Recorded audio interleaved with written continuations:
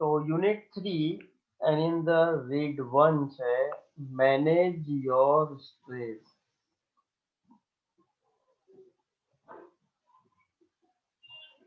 તમારો જે સ્ટ્રેસ છે, તમારો જે તણાવ છે એને તમે કેવી રીતે ગોઠવી શકો, વ્યવસ્થા કરી શકો કે અંકુશમાં લઈ શકો, એનું વ્યવસ્થાપન તમે કેવી રીતે કરી શકો.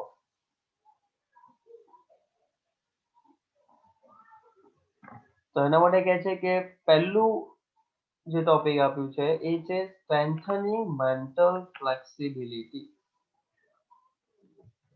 સ્ટ્રેન્થનિંગ એટલે તાકાતવર કરવું, મેન્ટલ એટલે માનસિક, અને ફ્લેક્સિબિલિટી એટલે ચપળતા.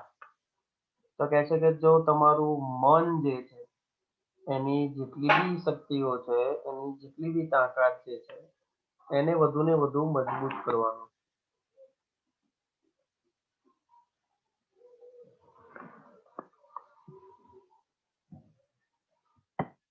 તો લેટ્સ સી, જોઈએ આપણે કે કઈ રીતે આપણી જે મેન્ટલ કેપેસિટી છે એને સ્ટ્રેન્થન કરી શકીએ.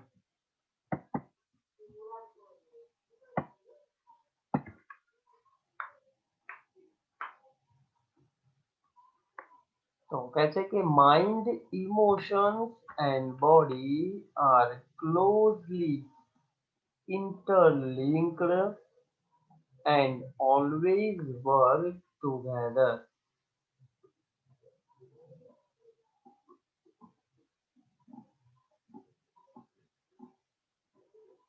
ત્રણ વસ્તુની વાત કરી છે અહીંયા, બરાબર. એક તો છે માઇન્ડ, ઇમોશન્સ અને બોડી. માઇન્ડ એટલે મન, બોડી એટલે તન, શરીર, અને ઇમોશન્સ એટલે આપણી લાગણીઓ.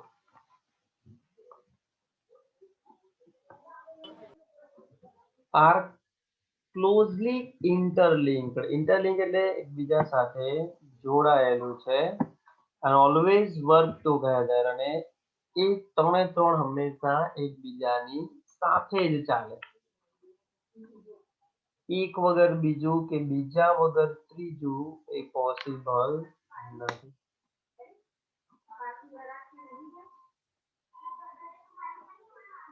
ધેટ મીન્સ કે એ ત્રણે ત્રણ એક સાથે કામ કરી રહ્યા છે.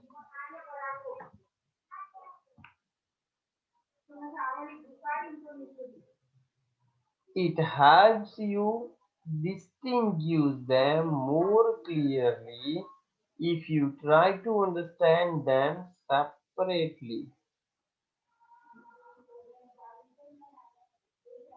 જો તમે એને સેપરેટલી એટલે અલગ થઈને, મતલબ માઇન્ડ અલગ, ઇમોશન્સ અલગ અને બોડી અલગ, એન્ડ સેપરેટ, અલગ અલગ કરીને જો તમે એને અન્ડરસ્ટેન્ડ કરો, એને જો તમે સમજો, તો એની અંદર છુપાવેલી બાબતો જે છે, મતલબ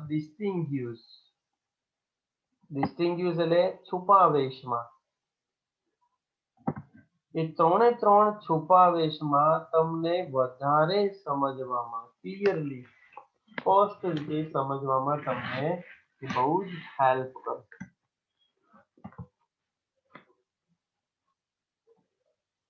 અલગ અલગ રીતે જુઓ ત્રણે ત્રણ ને, તો એ તમને ક્લિયરલી ખબર પડે કે હા એકબીજા સાથે જોડાયેલા છે, એક ન હોત તો બીજું શક્ય ન હોત. Your mental capacities are your abilities to concentrate, to take in a new information, to remember old and new information, and to be in a position to think logically. માઇન્ડની વાત કરીએ આપણે, તો કહે છે કે યોર મેન્ટલ કેપેસિટી, તમારી જે માનસિક ક્ષમતાઓ છે, મતલબ મગજની ક્ષમતાઓ છે, એ તમારી શું છે, એબિલિટી,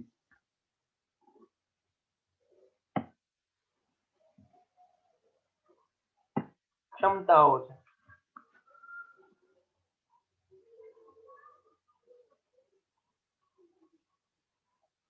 શું કરવા માટે? તો પહેલું છે ટુ કોન્સન્ટ્રેટ, ધ્યાન માટે, એક જગ્યા પર ફોકસ કરવા માટે. To take in new information, નવી માહિતીના ગ્રહણ માટે. Two remember old and new information, જૂની અને નવી જે કેટલીક બાબતો જે છે એને યાદ રાખવા માટે. And to be in a position to think logically. તમારામાં કેટલું લોજિક છે, તમે કેટલું બુદ્ધિ ક્ષમતાથી તમે વિચારો છો? તો કહે છે કે પૂરેપૂરા લોજિક, બુદ્ધિ ક્ષમતાથી વિચાર કરવા માટે તમને એક એવું સ્ટેન્ડ આપે, તમને એક એવી પોઝિશન આપે, તમને એક એવી સ્થિતિ આપે કે જેમાં તમે સારી રીતે વિચારી શકો. તો એના માટે તમારું માઇન્ડ બહુ જ જરૂરી છે. You need your mental capacity, તમારે તમારી માનસિક તાકાતનો ઉપયોગ કરવાનો છે, ક્ષમતાનો.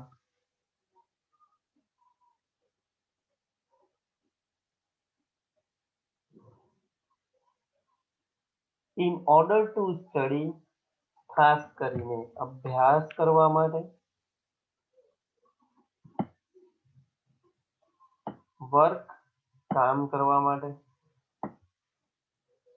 To impose a constructive and workable order on your life. Impose એટલે લાદવું, તમારા જીવનમાં અપ્લાય કરવું. જેમ કે અત્યારે કર્ફ્યુ ચાલી રહ્યો હતો 2 દિવસ, એમાં ઇંગ્લિશમાં એવું કહેવાય કે ભાઈ ઇમ્પોઝ અ કર્ફ્યુ, મતલબ કર્ફ્યુ લાદવો, કર્ફ્યુ નાખવો. Constructive and workable order, constructive એટલે તમારામાં કંઈક કન્સ્ટ્રક્ટ કરેલા વિચારો, મતલબ કંઈક નવા આઈડિયાઝ.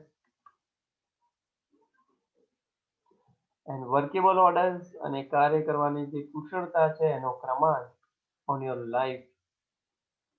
સ્ટેપ બાય સ્ટેપ તમે કઈ રીતે આગળ વધો છો એ.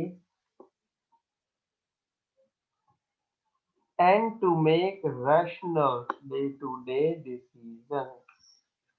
રેશનલ એટલે વ્યવહારુ. તમે તમારા ડે ટુ ડે, દિવસ દરમિયાન, મિનિટે મિનિટે, કલાકે કલાકે, સેકન્ડે સેકન્ડે જે તમે વ્યાજબી નિર્ણયો લો છો એના માટે પણ તમારું મન પ્રફુલ્લિત હોવું, મનની તાકાત બહુ જ ઉપયોગી. ફોર એક્ઝામ્પલ, એક ઉદાહરણ આપ્યું છે, એની મદદથી તમને ખબર પડશે કે ભાઈ કેવી રીતે એ જોડાયેલા.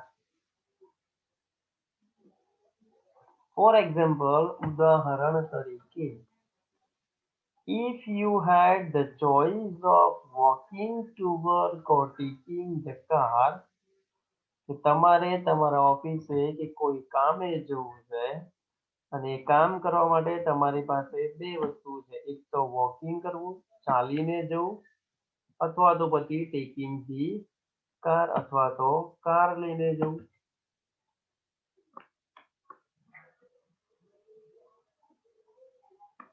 The fact that it was raining hard and you had a cold. હકીકતમાં ઘટના એ બને છે કે બહાર બહુ જ વરસાદ છે અને તમને પાછી કોલ્ડ એટલે શરદી પણ થઈ છે. વિચારજો આ પરિસ્થિતિ કે તમારે કામ કરવા માટે જવું છે, કોઈ પણ કામ, તમારી પાસે 2 ઓપ્શન છે, ચાલતા જવું કે પછી ગાડીમાં જવું. બહાર બહુ વરસાદ છે અને તમને શરદી પણ થઈ ગઈ છે. could lead you to the decision, અને એ તમારું મન, તમારું માઇન્ડ એ તમને એક એવી ડિસિઝન સમક્ષ, એક એવા નિર્ણય તરફ લઈ જશે that it was better to take the car, કે કારમાં જવું એ વધારે સારું. જો તમને શરદી ન થઈ હોય અને બહાર વરસાદ પણ ન પડતો હોય તો તમે વોકિંગ કરી શકો છો, ચાલતા જઈને વસ્તુ લઈ આવો, એ કામ પતાવી દો. પરંતુ વરસાદ છે અને આપણે બીમાર છે તો બેટર ડિસિઝન એ છે આપણા હેલ્થ માટે કે આપણે કાર લઈને જઈએ.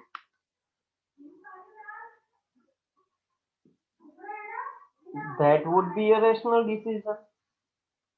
આ એક વ્યવહારુ નિર્ણય છે based on the current circumstances. circumstances એટલે પરિસ્થિતિ. અત્યારે હાલ તમે કામ કરવા માટે નીકળ્યા છો અને એ કામ કરતી વખતે જે કરંટ એટલે અત્યારે વર્તમાનની જે પરિસ્થિતિ અત્યારે હાલ ચાલી રહી છે એ પરિસ્થિતિ પ્રમાણે તમે ગાડી લઈને જાઓ એ તમારો નિર્ણય બહુ જ વ્યવહારુ કહેવાય. એટલે અહીંયા તમને ખબર પડે કે ભાઈ એ માઇન્ડ, બોડી અને ઇમોશન્સ ત્રણે ત્રણ અહીંયા ઇન્ટરલિંક્ડ છે. આ એક એક્ઝામ્પલમાં તમને ખબર પડે.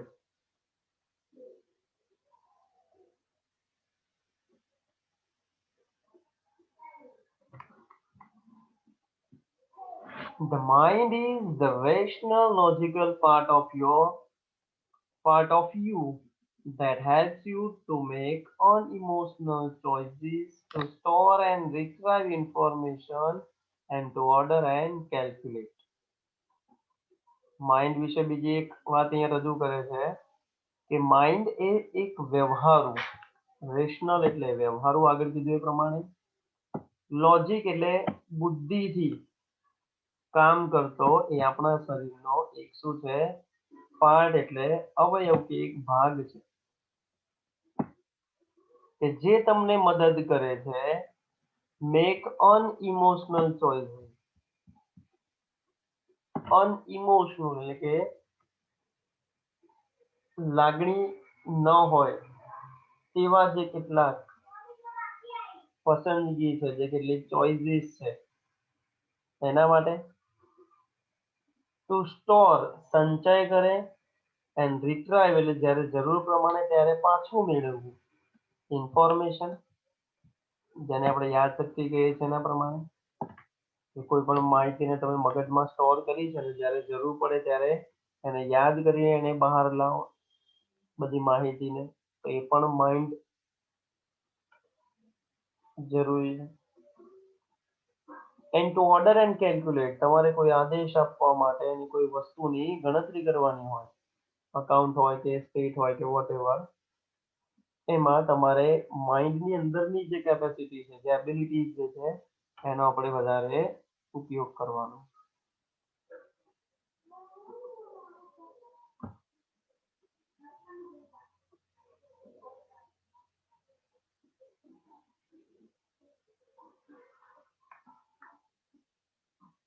It is the counterpart to the emotion. બરાબર, આ સ્પેલિંગ ખાસ ધ્યાન રાખજો. COUNTPERCART.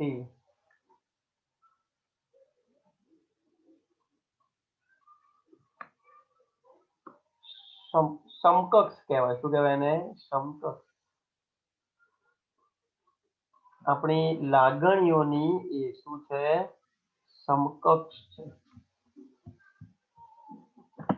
એટલે અહીં માઇન્ડ, બોડી એન્ડ ઇમોશન્સની વાત કરી. A good example of the interaction. Interaction એટલે અંદર અંદર વચ્ચે જે થતી વાતો છે, જે પ્રક્રિયા છે, એનું એક સરસ મજાનું એક્ઝામ્પલ જોઈએ તો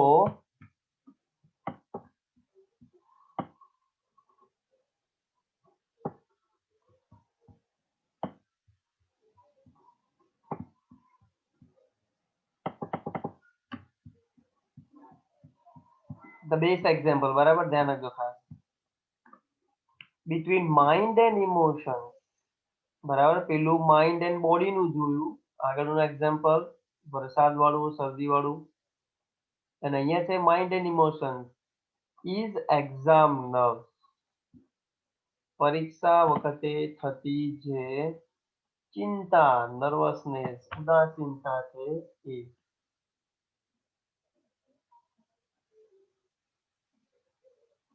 Your mental capacity has helped you retain what you have revised. તમારી જે મેન્ટલ કેપેસિટી છે એ તમને હેલ્પ કરે છે. રિટેન એટલે જાળવી રાખવું. વોટ યુ હેવ રિવાઇઝડ, તમે જેનું પણ રિવિઝન કર્યું છે, જે સબ્જેક્ટનું કર્યું છે, જે ચેપ્ટરનું કર્યું છે, એ બધું જ રિવિઝન કરેલી જે વસ્તુ જે છે એ તમારી મેન્ટલ કેપેસિટીમાં સ્ટોર છે. You know your stuff. તમને ખબર છે કે મને કેટલું આવડે છે, કેટલું નથી આવડતું. તમને તમારી તાકાત, તમને તમારી કેપેસિટી, મેન્ટલ તાકાત શું છે તમને ખબર છે. But when you enter the exam room, પરંતુ જ્યારે તમે પરીક્ષા ખંડમાં પ્રવેશો છો એન્ડ સ્ટાર્ટ ગેટિંગ ઇમોશનલ, અને તમે લાગણીશીલ થવાની શરૂઆત કરો છો by expecting difficulties and imagining failure. તમે એવું એક્સપેક્ટ કરી રહ્યા છો કે મારે ક્યાંક ડિફિકલ્ટીઝ છે, અમુક ચેપ્ટરમાં કે અમુક દાખલામાં ક્યાંક તકલીફ છે, એન્ડ ઇમેજિંગ ફેલ્યુર્સ. અને તમે પરીક્ષા ખંડમાં પ્રવેશ્યા પછી તમે એવી કલ્પના કરવાની શરૂઆત કરો છો કે કદાચ હું નિષ્ફળ થઈશ, કદાચ મારા માર્ક્સ ઓછા આવશે, કદાચ હું નપાસ થઈશ. And all of a sudden, અને એકાએક અચાનક, the carefully stored information, તમે કાળજીપૂર્વક જે વસ્તુઓને યાદ કરી છે, જેનું રિવિઝન કર્યું છે, બધી જ સંચયિત થયેલી માહિતી is no longer available. બધી જ વસ્તુઓ ભૂલાઈ જાય.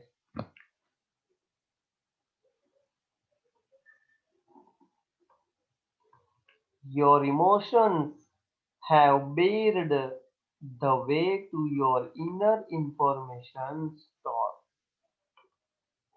તમે ઇમોશનલ થઈ ગયા છો અને જેને કારણે એ તમને બેર્ડ એટલે કે અવરોધરૂપ બનશે તમારા રસ્તામાં, જ્યાં તમે તમારા દિમાગમાં, મગજમાં એ બધી વસ્તુઓનો સંચય કર્યો છે. Inner information store.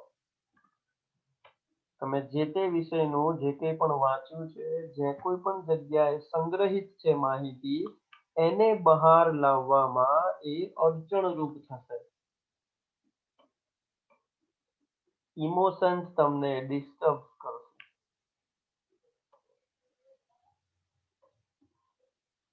અને જો આવી વસ્તુ થતી હોય તો do you find yourself reacting in any of the following ways? 12મા ધોરણમાં તમે ભણો છો તો હું તમને સવાલ કરું કે શું નીચે અમુક વસ્તુ આપેલી છે, એ વસ્તુઓમાં તમે ક્યાંક ને ક્યાંક રિલેટ કરો છો, મતલબ આવી વસ્તુ તમારી સાથે થાય છે, તમારી સાથે એ બાબતો સંલગ્ન છે, જોડાયેલી છે?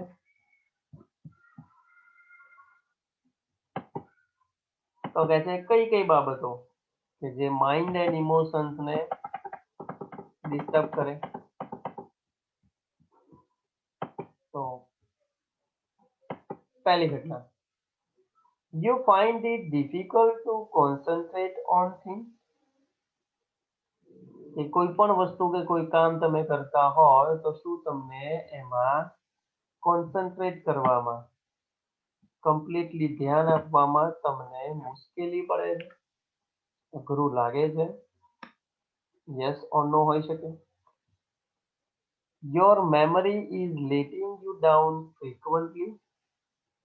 ક્યારેક તમારી મેમરી, તમારી જે યાદ શક્તિ છે એ તમને ક્યારેક દગો આપે છે. ફ્રીક્વન્ટલી નો શબ્દ છે ક્યારેક ક્યારેક. ઘણીવાર તમારા સંબંધી કોઈ હોય એનું નામ તમને ના આવડતું હોય, કે ને કે આમ ખબર હોય પણ સારું મગજમાં હોય પણ હોઠ પર ના આવતું હોય.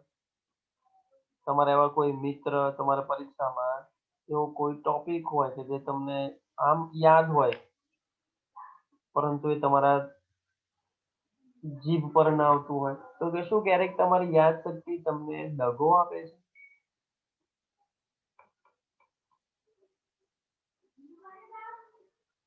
You have lots of different things on your mind.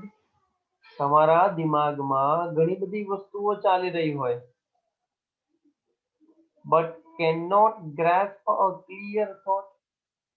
પરંતુ તમારા દિમાગમાં કોઈ ક્લિયર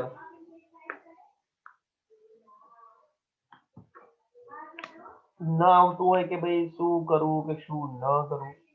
જેમ કે કોઈના ઘરે લગ્ન પ્રસંગ હોય કે ઇવન બીજો કોઈ પ્રસંગ હોય, દિમાગમાં ઘણી બધી વસ્તુ ચાલી રહી હોય અને શું તમે કોઈ એક જ વસ્તુમાં સમજણ ન પડતી હોય, તમારા દિમાગમાં એવો કોઈ સ્પષ્ટ વિચાર ના આવે કે મારે શું કરવું જોઈએ.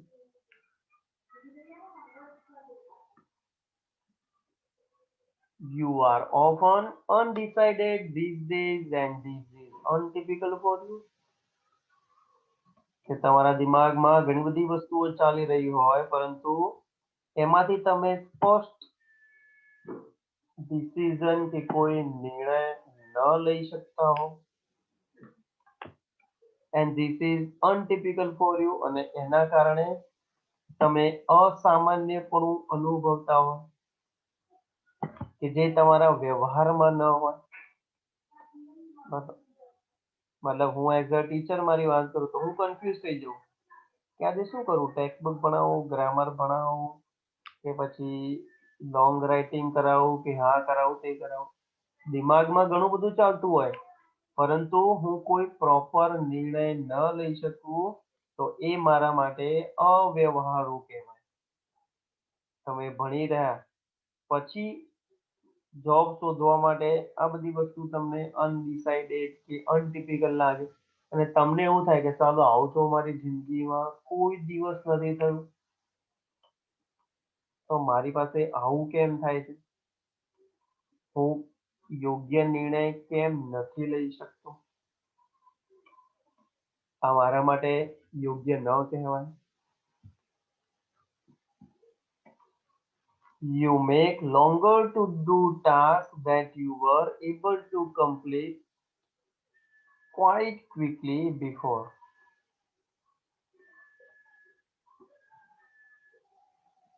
કે તમે બહુ જ બધું મોટું કામ કરવાનું લિસ્ટ બનાવ્યું હોય, અલગ અલગ ટાસ્ક તૈયાર કર્યા હોય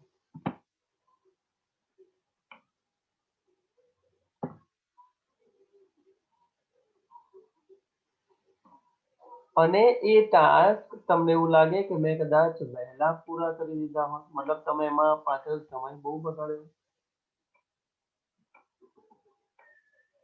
તમારે 12મા પછી જોબ માટેનું ડિસિઝન લેવાનું હોય એમાં તમે ટાઈમ બગાડો તો એ યોગ્ય ન કહેવાય. તમને એવું લાગે કે અરે યાર આ વસ્તુ જો મેં પહેલા કરી દીધું હોત તો અત્યારે સારું હોત. તો આવા બધા ટાસ્ક એ તમે ઇમોશન્સના લીધે નથી લઈ શકતા. You start lots of things but don't finish any. તમે ઘણી બધી વસ્તુઓનું શરૂઆત કરો છો પરંતુ એ કઈ પૂરી જ નથી થતી.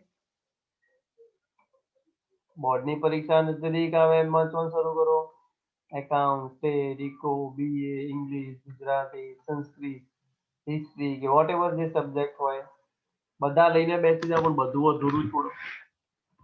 જે ના આવડે તે એને છોડી મૂકો, બીજો વિષય પકડો, એમાં કંટાળો આવે, બોરિંગ થાવ, છોડી મૂકો. ઇંગ્લિશ કે ભાઈ ગ્રામર નહીં આવડતું, નિયમો નહીં આવડતા, શું કરવું, જવા દો. એમ તમે શરૂ કરી દો છો એક સામટું, બરાબર, પેલા મિસ્ત્રી કે કોઈ કારીગર હોય ને એની જેમ, કોઈ સિવિલ એન્જિનિયર હોય કે કોઈ મિસ્ત્રી હોય કે કોઈ કલર વાળો હોય, 3-4 જગ્યાએ કામ લઈ લે, દોડા દોડી કરી રાખે પરંતુ 4 બંગલામાંથી એક પણનું કામ જલ્દી પૂરું થાય નહીં. આ એના જેવું છે. એનો મતલબ કે ઇમોશન્સ તમારા પર હાવી થઈ જાય છે. લાગણી તમારા મનમાં એટલી બધી ભારે થઈ જાય, એટલી હાવી થઈ જાય કે તમે કોઈ પ્રોપર ડિસિઝન કે તમે કોઈ પ્રોપર કાર્ય કરી શકતા નથી. જેને કારણે તમને એવું લાગે કે હું મારો સમય બગાડી રહ્યો છું અને હું કંઈ આગળ મારા જીવનમાં કરી શકીશ નહીં. તમે ખુદ પોતે ઉદાસ થઈ જાઓ છો. તમારા પોતાના પર તમને કંટાળો આવે કે હું શું કરી રહ્યો છું, મારી જિંદગી બગાડી રહ્યો છું, મારો સમય બગાડી રહ્યો છું. Complete.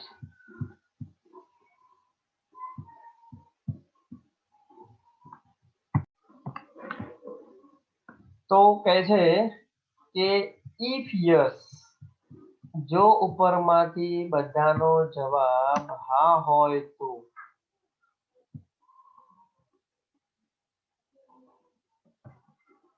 then it gives a sign of mental stress present in you. એનો મતલબ એવો કે તમારી અંદર મેન્ટલ સ્ટ્રેસ છે, માનસિક તણાવ તમારામાં હાજર છે.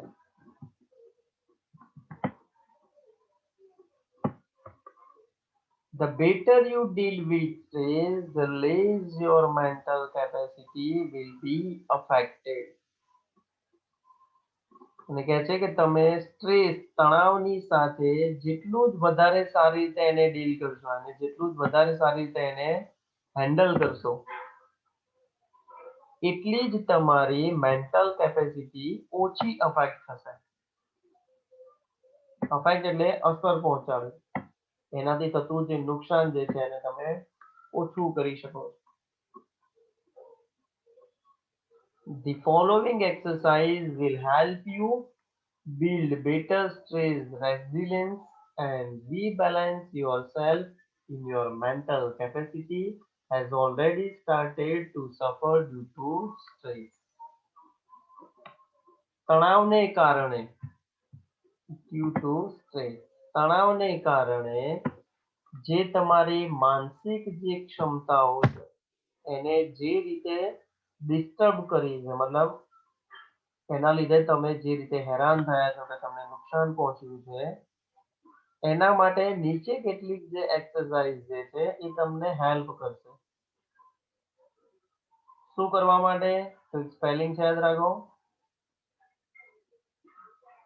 રેઝિલિયન્સ,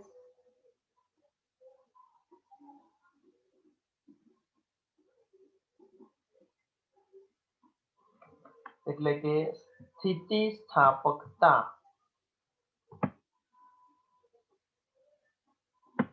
એન્ડ રીબેલેન્સ એટલે ફરીથી સમતુલા કરવી, બેલેન્સ બનાવવા માટે કે તમારું સ્ટ્રેસ જો કદાચ તણાવને અસર થઈ હોય તો એને સ્થિતિસ્થાપક વધારે મજબૂત બનાવવા અને વધારે સમતુલા જાળવવા માટે નીચે કેટલીક જે એક્સરસાઇઝ જે છે એ તમને વધારે હેલ્પ કરશે. તો અલગ અલગ એક્સરસાઇઝ જે છે કે જે આપણને અલગ અલગ જ્ઞાન આપે છે સ્ટ્રેસને કંટ્રોલ કરવા માટે. તો જોઈએ એમાં પહેલી જે એક્સરસાઇઝ જે છે એ છે સ્ટોપ ઓવર થિંકિંગ. વધારે પડતું જે વિચારવાનું છે એને શું કરવાનું? સ્ટોપ કરવાનું છે.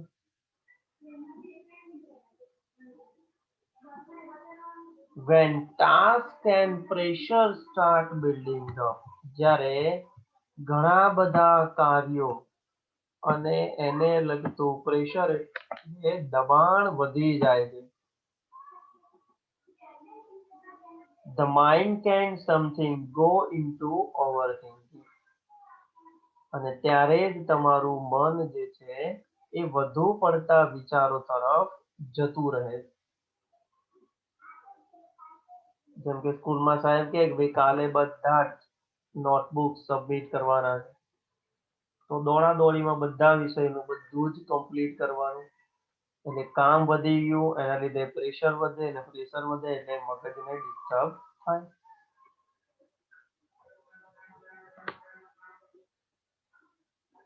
And you come to the thought, અને ત્યારે જ તમારા દિમાગમાં એક એવો વિચાર આવે કે આઈ વિશ there was a switch in my head,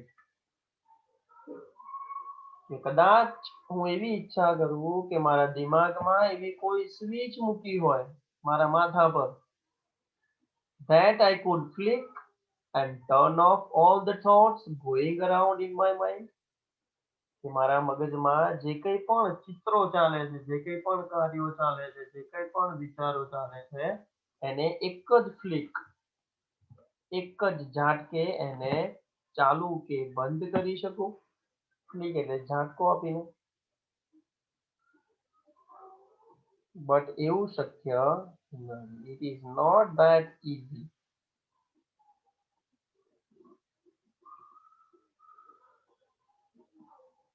There is a technique to help yourself during the problem of overthinking.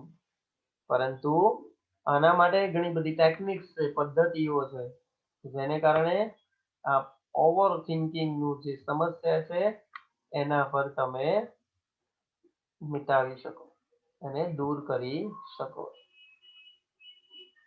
જેમ કે કઈ ટેકનિક્સ? તો પહેલી technique, say to yourself repeatedly during the day. દિવસ દરમિયાન તમારે તમારી જાતને વારંવાર કહ્યા કરવાનું.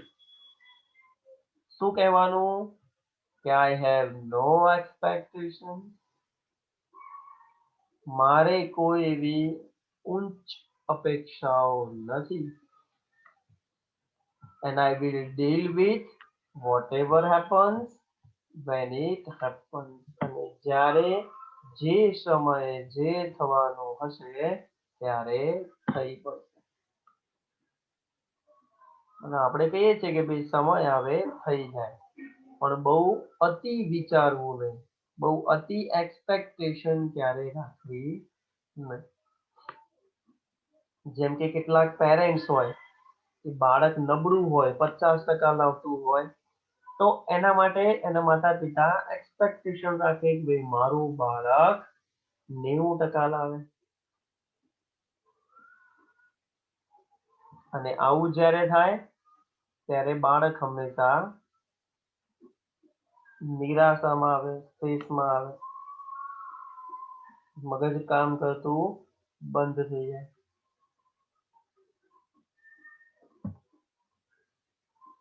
વારે ઘડી આવું બોલ્યા રહેવાનું. Second, when you think about a stressful day that lies in front of you, જ્યારે તમને ખબર છે કે મારો આજનો દિવસ બહુ જ વધારે તણાવયુક્ત છે, દોડાદોડી વાળો છે, બહુ જ અઢળક કામ છે, સમય ઓછો છે. Your thoughts run approximately like this. તો કહે છે કે કદાચ તમારા દિમાગમાં આવા વિચારો આવ્યા કરશે. કયા વિચારો? કે ઓ માય ગોડ, હે ભગવાન, I have so much to do. મારે બહુ જ બધા કામ કરવાના છે. I must do X and Y and Z. મારે આ કામ, તે કામ, પેલું કામ કરવાનું. And after that, અને એના પછી A and B needs to get sorted. અને એ પત્યા પછી A અને B નામના કામ તો ઓલરેડી પેન્ડિંગમાં પડ્યા છે. I don't know how I am going to do it all. મને ખબર નથી પડતી કે હું આ બધું કેવી રીતે પૂરું કરીશ. I won't even have time to eat. મને ખાવાનો પણ સમય નથી. જ્યારે હેક્ટિક શેડ્યુલ હોય, જ્યારે આવા દોડાદોડી વાળું કામ હોય, ત્યારે આ બધી ઘટનાઓથી તમે પસાર થતા હોય કે મારે આ કામ, પેલું કામ, દીકરો, ફલાણું, આમ તેમ બધા કામ કરવાના છે. અને એમાં હું ક્યારેય ઊંચો આવીશ નહીં. મતલબ એટલો બધો બિઝી છું, મને ખાવાનો પણ સમય નથી.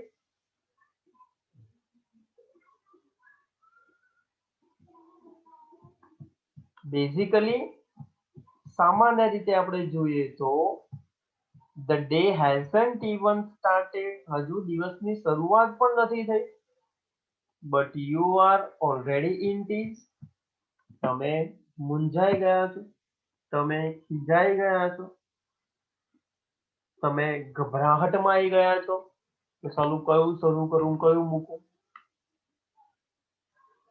What is happening is that your mind, તમારા દિમાગને આ શું થઈ રહ્યું છે,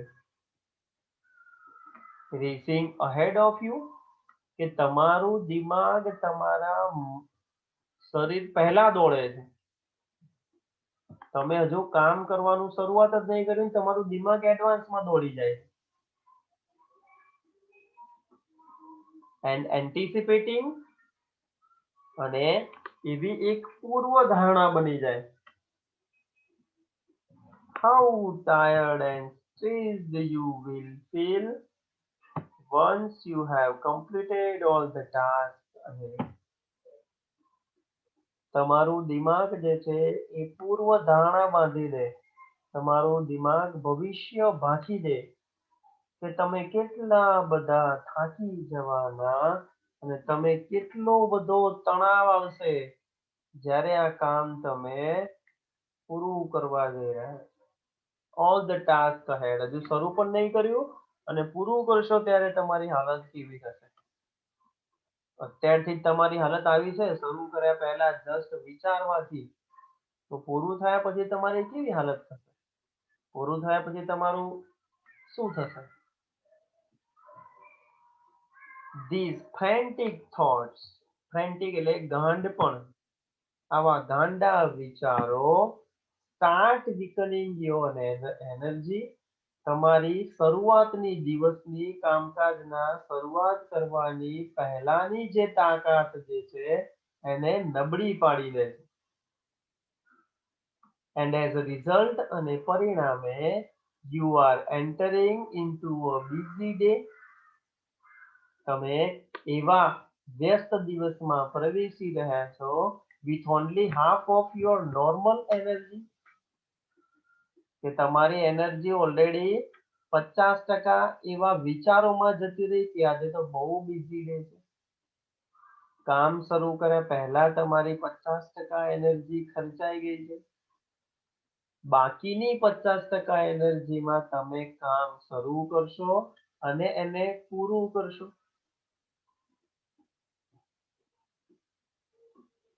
Then when you end up shattered at the end of the day, અને જ્યારે એ બધું જ કામ તમે નિપટાવી દો છો, શટર પાડી દો છો, મતલબ એને પૂરું કરી દો છો, થાકી જાઓ છો. You seem to have proved that, તમે તમારી જાતને એવું પ્રૂવ કરો છો, સાબિત કરો છો કે you were right all along, તમે ખરેખર સાચા હતા. You had a dreadful day, તમારો દિવસ ખરેખર ભયાનક હતો. And you feel physically drained, અને મોબાઈલની બેટરીની જેમ તમારા શરીરની તાકાત ઓછી થઈ જાય. બેટરી જેમ મોબાઈલની ડાઉન થઈ જાય એવી જ રીતે તમારી પોતાની તાકાત જે છે એ 0 થઈ જાય જ્યારે તમે બધું કામ નિપટાવો.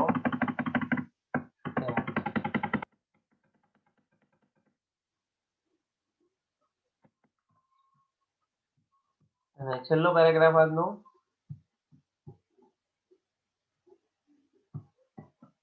in order to have the maximum energy available at the start of a busy day, જો તમને ખબર છે કે મારો આજનો દિવસ બહુ બિઝી છે, તો દિવસની શરૂઆત થાય એની પહેલા જ તમારે આગળ કહેલું વાક્ય યુઝ કરવાનું કે I have no expectation and I will deal with whatever happens when it happens.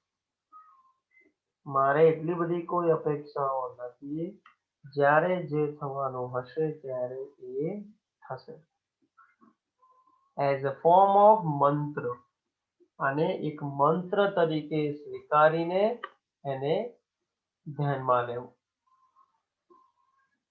You will notice how your body starts relaxing at the thought of no expectation.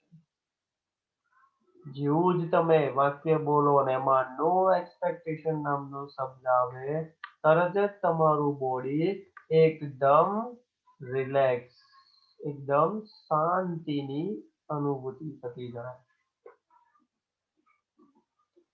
This relaxation tells you that, અને આ જે આરામ જે છે એ તમને જણાવશે કે you have just stopped yourself from wasting valuable energy.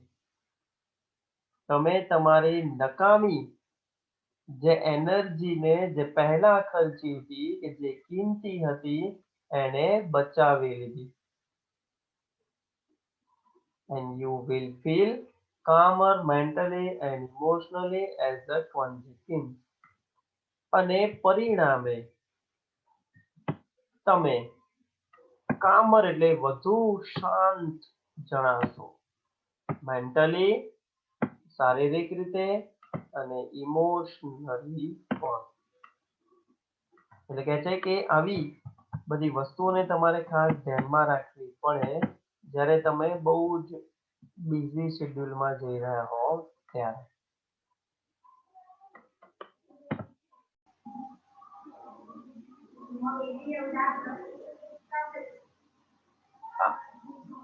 Next જે સેકન્ડ એક્સરસાઇઝ જે છે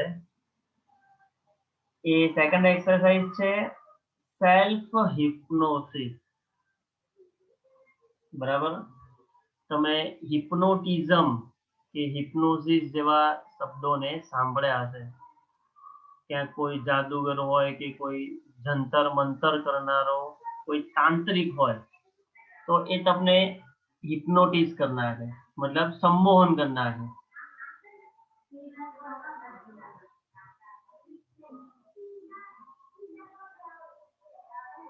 તો એને કહેવાય સ્વયંનું સંમોહન કહેવાય. શું કહેવાય? સ્વયં સંમોહન. તો અહીંયા જ્યારે બી સ્ટ્રેસ તમારા ઉપર હાવી થઈ જાય ત્યારે તમે જે સ્વયં સંમોહનની રીત દ્વારા એ જે સ્ટ્રેસ છે એને કેવી રીતે ઘટાડી શકો એના માટેની આ એક સર્વશ્રેષ્ઠ પદ્ધતિ.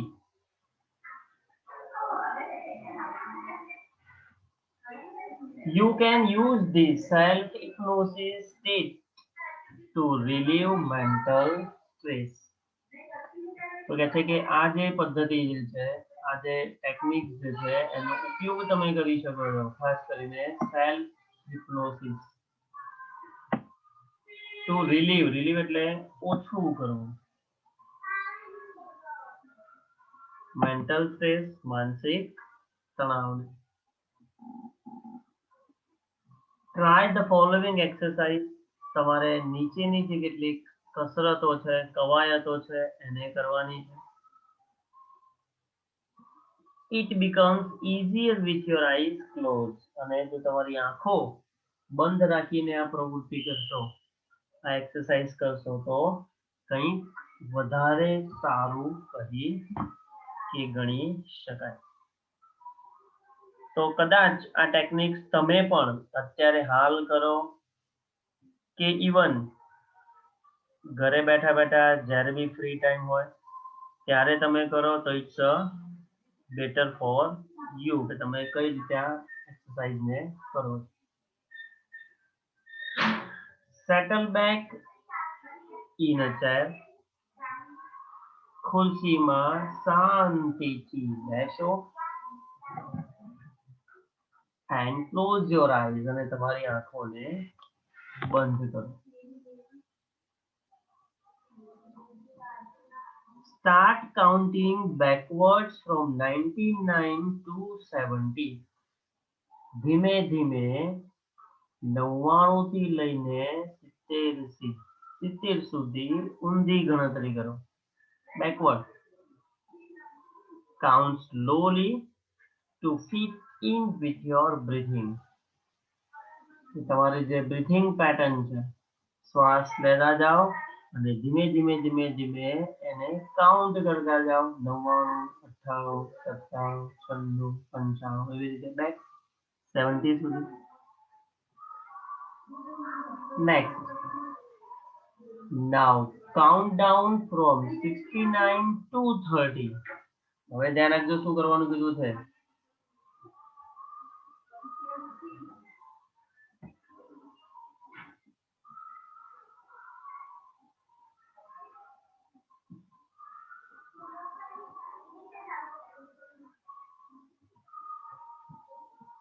અગ્નિ 70 થી લઈને 30 સુધી તમારે રિવર્સ કેલ્ક્યુલેશન કરવાનું.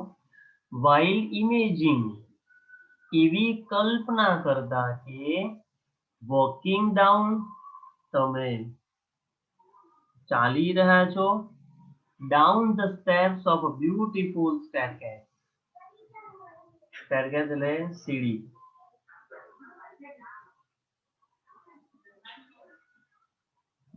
બરાબર, એક સરસ મજાની સીડી છે અને એ સીડીમાં તમે નીચે ઉતરી રહ્યા છો એવી તમારે કલ્પના કરવાની.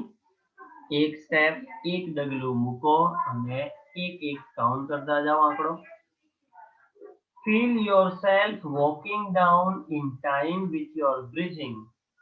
મેં હમણાં કીધું એ પ્રમાણે કે તમારું બ્રીથિંગ પેટર્ન છે, શ્વસન પ્રક્રિયા જે છે એની સાથે સાથે નીચે એક એક ડગલું ચાલતા.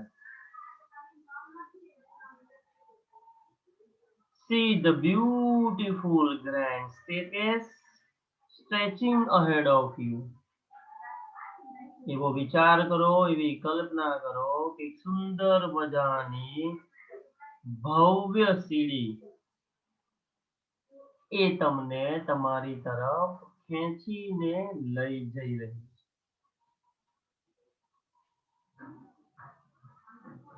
ઇમેજિન, કલ્પના કરો, ધ સ્ટેરકેસ, સીડીના the steps are carpeted so that એ સીડી પર સરસ મજાનો ગાલીચો કે પાથરણું પાથરેલું છે. So that your progress is as effortless as possible.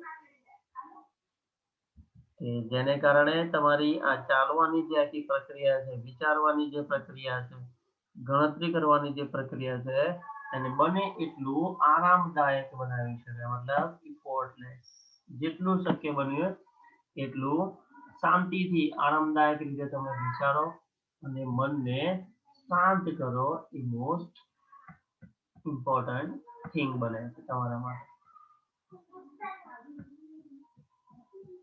Next.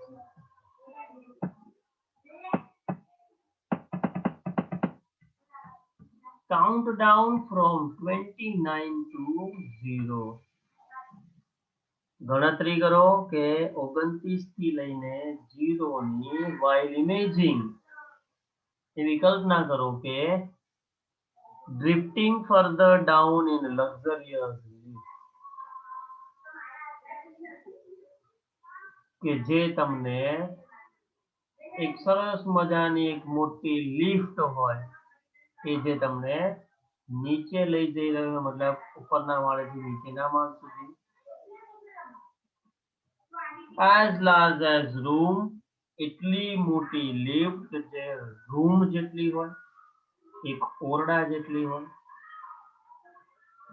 carpeted with views of landscape outside, અને એ લિફ્ટનો એક ભાગ જે છે કાચનો હોય અને કાચના પેલી બાજુનું વ્યૂ સરસ મજાના લીલાછમ મેદાનો વાળો હોય, એકદમ બ્યુટીફુલ સુંદર મજાનું દ્રશ્ય હોય.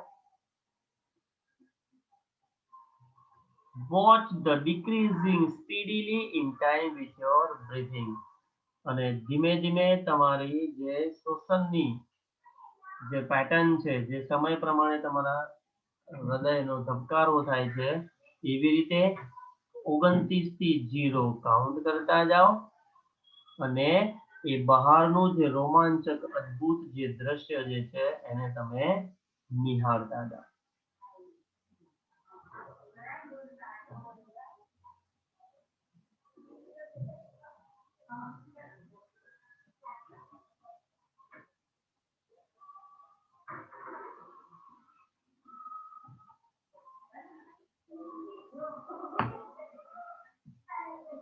Next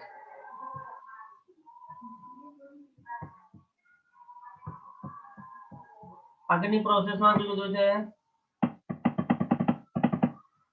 As you arrive at 0 અને જેવા જ તમે 0 સુધી પહોંચી રહ્યા છો કાં તો પહોંચવા જઈ રહ્યા છો, the lift doors open, લિફ્ટના દરવાજા ખુલે છે, and you enter a room, તમે એક એવા રૂમમાં પ્રવેશો છો that is furnished just as you would like it. એક એવો રૂમ છે કે જેમાં તમે તમારી મનપસંદ ઈચ્છાનું પસંદગીનું ફર્નિચર એટલે કે રાચ રચેલું સજાવેલું. It was all your favorite things in it અને રૂમની અંદર બધી જ તમારી પસંદગીની વસ્તુઓ છે. And it is totally private અને એ બધી જ વસ્તુ શું છે? પ્રાઇવેટ છે. મતલબ તમારા સિવાય બીજા કોઈને નથી ખબર કે ભાઈ આ ઓરડો ક્યાં છે, એમાં આ વસ્તુ કઈ છે અને શું છે.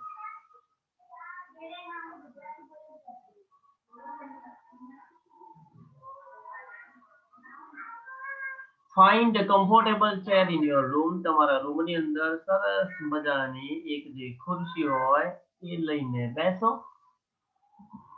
and settle back it અને આરામદાયક રીતે એની ઉપર બેસી જાઓ. Remain there in your imagination. તમારી જે કલ્પના છે એમાં તમે રચ્યા પચ્યા રહો, એમાં તમે બિઝી રહો, એમાં જ રહો. Until you feel rested and refreshed. જ્યાં સુધી તમે ફ્રેશ ન થઈ જાઓ, જ્યાં સુધી તમારા દિમાગને આરામ કે ઠંડક ન મળે, સ્ટ્રેસ દૂર ન થાય ત્યાં સુધી એવું ફીલ કરીને, એવું ઇમેજિન કરીને તમે ખુરશીમાં બેસો. Then open your eyes again અને પછી ધીમે રહીને તમે તમારી આંખોને ખોલો.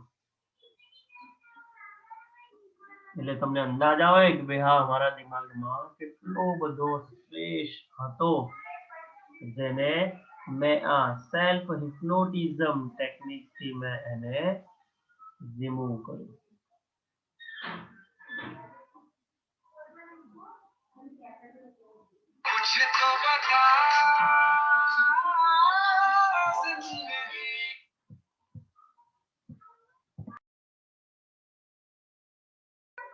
ચલો એટલે આ રીતે તમે વન ટાઈપ ઓફ જે સ્ક્રીન એક્સરસાઇઝ જે છે એ તમે શરૂઆત કરી શકો છો કે જે નીચે ત્રીજા નંબર પર આપણને આપેલી છે કે તમારે સ્ટ્રેસને દૂર કરવા માટેની એક્સરસાઇઝ.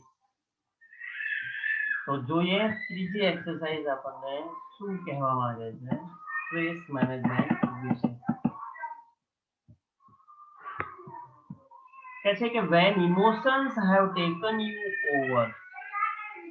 ધ્યાન રાખજો આ એક્સરસાઇઝ બહુ મોસ્ટ ઇમ્પોર્ટન્ટ છે કે જ્યારે ઇમોશન્સ તમારા પર હાવી થઈ જાય છે, તમારું માઇન્ડ છે, તમારું જે બોડી છે એના પર જ્યારે એ ઇમોશન વધારે ગ્રહણ કરી લે, તમને ખાઈ જાય, it becomes nearly impossible to think clearly. તો એવા સમયે તમે ક્લિયરલી સ્પષ્ટપણે વિચારી શકતા નથી. કોઈ પણ નોર્મલ એક વિચાર હોય તો એમાં તમે નિર્ણય લઈ શકતા નથી.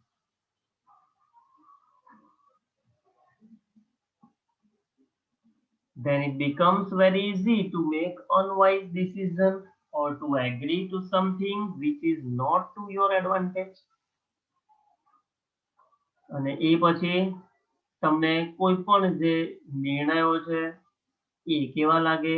અનવાઇઝ લાગે, મતલબ બુદ્ધિ વગરના, વ્યર્થ, નકામા લાગે.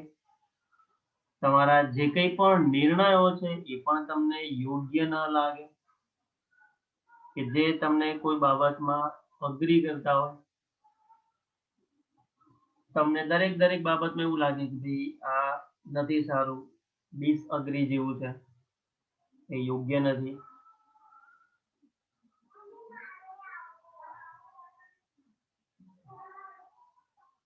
કે જે તમારા ફાયદા માટે પણ ન હોય, તમને એવું લાગે કે ભાઈ આના માટે હું બહુ વધુ પડતું વિચારી રહ્યો છું, હા છે તે છે વગેરે. The screen exercise show you how to step back and emotionally detach yourself from your current situation so that you can see more clearly what is going on. તો કહે છે કે આ જે સ્ક્રીન કવાયત જે છે, આ જે એક્સરસાઇઝ જે છે એ એક્સરસાઇઝ એ તમને એવું બતાવે છે કે તમે કેવી રીતે આરામદાયક બેસી શકો છો, ઇમોશનલી ડિટેચ થઈ જાઓ છો, તમે એની સાથે જોડાઈ જાઓ, જેને કારણે તમારી જે કરંટ સિચ્યુએશન છે, તમારી અત્યારે હાલની જે કંઈ પણ પરિસ્થિતિ છે એમાં તમે વધુ સારી રીતે વિચારી શકો છો.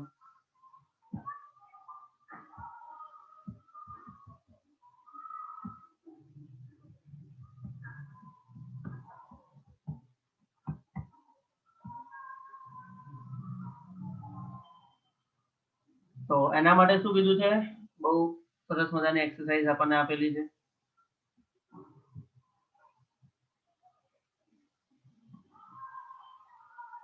Taking an outsider's point of view.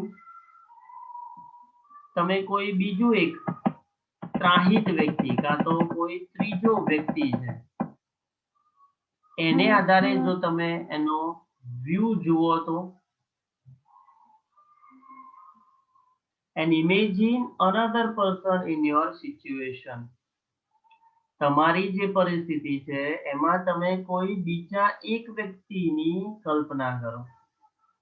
Suppose કોઈ ફિલ્મમાં કોઈ હીરો હોય કે હિરોઈન હોય કે કોઈ વિલિયન હોય, મતલબ કે વિલન, એની કમ્પેરિઝનમાં, એની કલ્પનામાં જો તમે ખુદ પોતે હો તો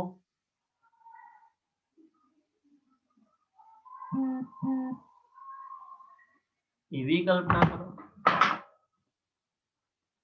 Will put a new perspective on your stress problem, જેને કારણે તમે ક્લિયર તમારો વિચાર રજૂ કરી શકશો, ખાસ કરીને સ્ટ્રેસના આ પ્રોબ્લેમમાં.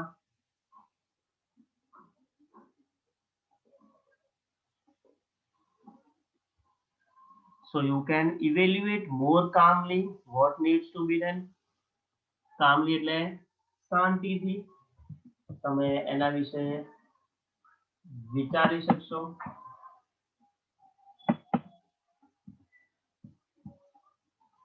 કે ખરેખર તમારે શું કરવાની જરૂર છે. જ્યારે ઇમોશન્સ તમારા ઉપર હાવી થઈ જાય ત્યારે. તો સરસ મજાની એક્સરસાઇઝ કવાયત આપણે કરીએ. એમાં પહેલું કીધું છે કે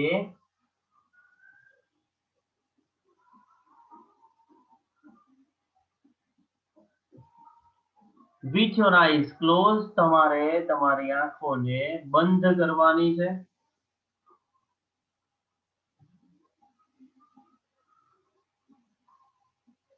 Think about the situation that is currently causing you stress.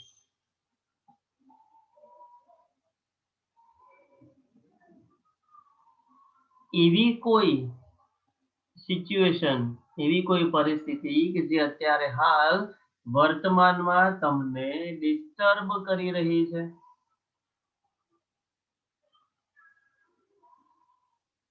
એના વિશે તમે વિચારો.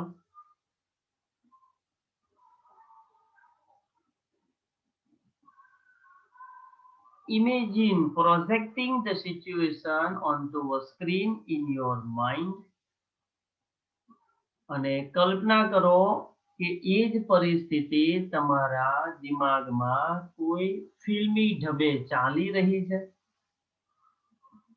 As if it were a film you were watching. બરાબર, કોઈ એવું ફિલ્મનો સીન હોય કે એવી રીતે તમે આંખો બંધ કરીને એ તમારી પોતાની કન્ડિશન માં તમે પોતે જેમ કે કોઈ હીરો હોય એવી રીતે તમે કન્ડિશનને તમારા દિમાગમાં લો. Include only what has really happened, not what you are afraid might happen. આ શબ્દ ખાસ ઇમ્પોર્ટન્ટ છે. એમાં સમાવેશ કરવો, ઇન્ક્લુડ કરવું કે ખરેખર શું થઈ રહ્યું છે, શું થશે એવું નહીં. ભવિષ્ય વિશે નથી વિચારવાનું આપણે. આપણે એ વિચારવાનું છે કે મારા દિમાગમાં આ પરિસ્થિતિ શું થઈ રહી છે, શું ચાલી રહી છે, ભવિષ્યમાં શું થશે, આ પરિસ્થિતિનું પરિણામ શું આવશે, એના વિશે આપણે વિચારવાનું નથી, પરંતુ અત્યારે હાલ શું ચાલી રહ્યું છે એના વિશે તમે વિચારો. Then replace yourself in the film with someone else or the same gender.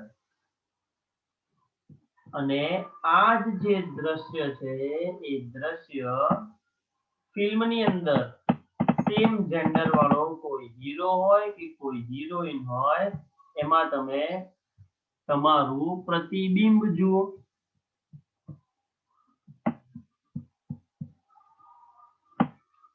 હવે આવી પરિસ્થિતિ છે તેમાં તમે ખુદ પોતે સલમાન ખાન બની જાઓ, તમે ખુદ પોતે કોઈ એવી હિરોઈન બની જાઓ, જેના કારણે આ જે પ્રોબ્લેમ્સ જે છે એને તમે ઝડપથી સોલ્યુશન લાવી દો.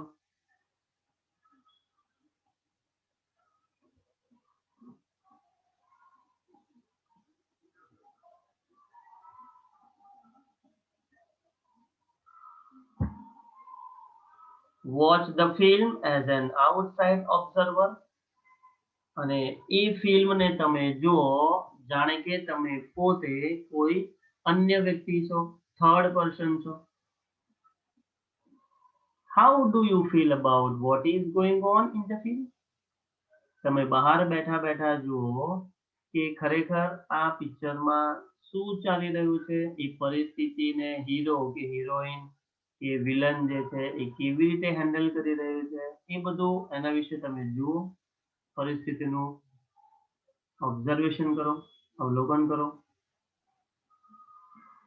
What advice would you give the person who is replacing you on the screen?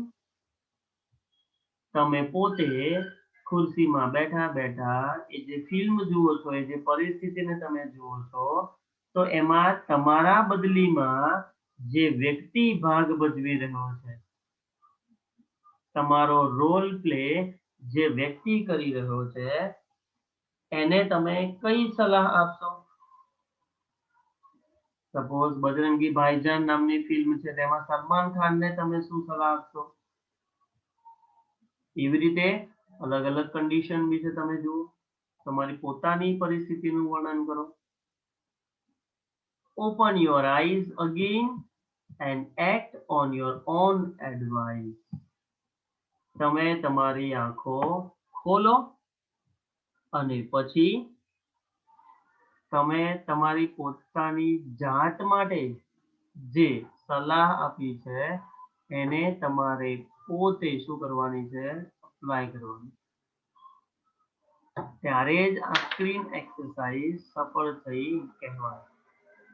કે તમે તમારા બદલીમાં જે સામે ફિલ્મમાં હીરો હતો કે હિરોઈન હતી એને જે સલાહ આપી છે એ જ સલાહ તમે તમારા પોતાનામાં અપ્લાય કરો અને પછી જુઓ કે એ પરિસ્થિતિને તમે કેટલી સરળતાથી સોલ્વ કરો છો કે હલ કરી શકો.